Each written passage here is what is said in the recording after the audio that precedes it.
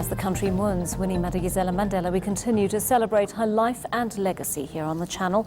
Historian Vashna Jagarnath says the late struggle veteran was already accomplished before she met Nelson Mandela. Vashna Jagarnath joins us now in studio. Lovely to have you with us this evening, Vashna. Let's start off with the context in which Winnie Madikizela, and there's a reason I'm not calling her Winnie Madikizela-Mandela, but Winnie Madikizela as an individual. Talk to us about the context that shaped her, the context in which she grew up and how that... I mean, often there's this understanding that she was deeply inspired by and molded and shaped by Nelson Mandela.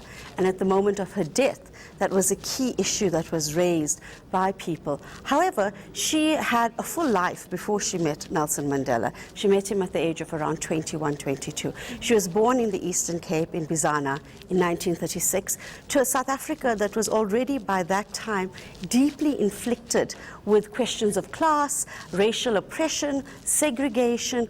All of these issues sort of coincided in the life of Winnie Madikizela-Mandela. One of her uncles went off to the mines to work as a migrant laborer. Her father, her mother were all exceptionally well-educated people, and so those issues were brought to the fore in her life. As a young girl, she was removed from school when her mother passed away, and for a year she stayed at home. However, she was incredibly resilient and made sure she go back to school.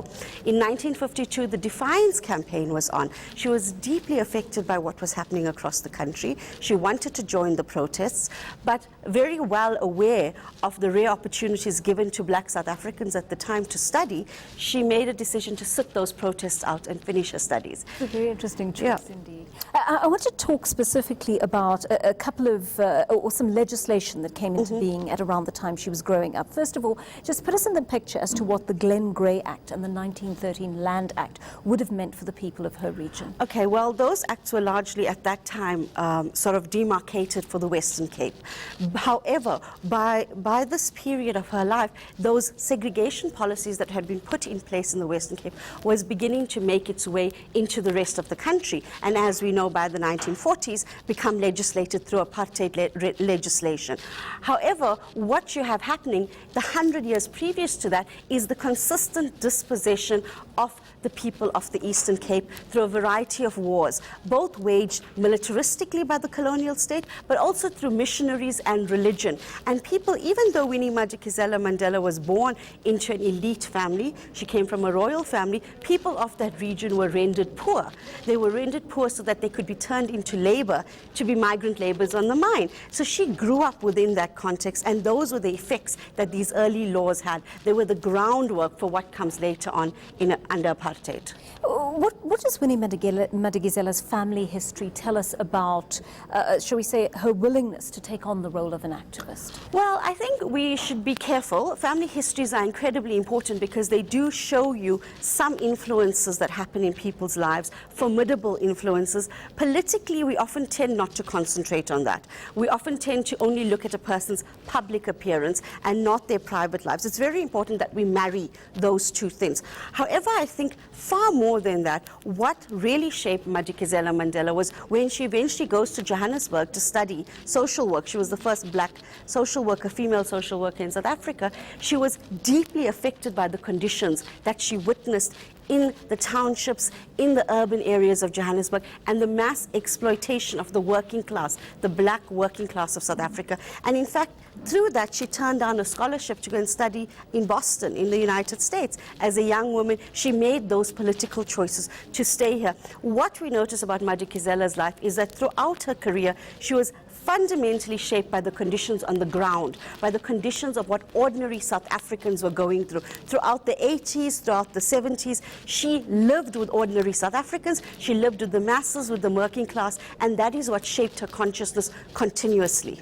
You know, you've also spoken about the kind of teaching influences she would have come under as a high school student. And what is the name of the school? Shawbury College. What sort of influences would she have come under? Well, there were a variety of different influences at that time, and a lot of these mission-educated colleges in the Eastern Cape were grounds for quite a few of the closer elites to go to. However, a lot of those families, once there, began to question the system. You see, this is a common pattern under colonialism. You allow some elites of the colonized subject into the space of education, but then they begin to question it because they are still not afforded full rights. So those colleges throughout the Eastern Cape were often hotbeds of political action.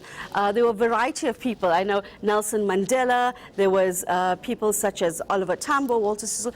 All of them were exposed to various colleges like that. Even Thabo Mbeki, who at the moment is not too popular, was one of the individuals who would have gone through a college system like that. And those provided them with both the education and the basis to make that leap forward, but also to question that system that there was attempts to assimilate them to be a part of. You know, it's an interesting system because there's something paradoxical there. On the one hand, these are usually Methodist missions that these young activists have gone through. On the other hand, they're in a way vestiges of colonization. So how did that tension play out in the lives of activists like Winnie Madikizela? Yeah, well, Winnie actually speaks to that tension very well. She speaks to the fact that her mother was a very devout Christian, and she said this is probably the reason why she rebelled against Christianity as a teenager.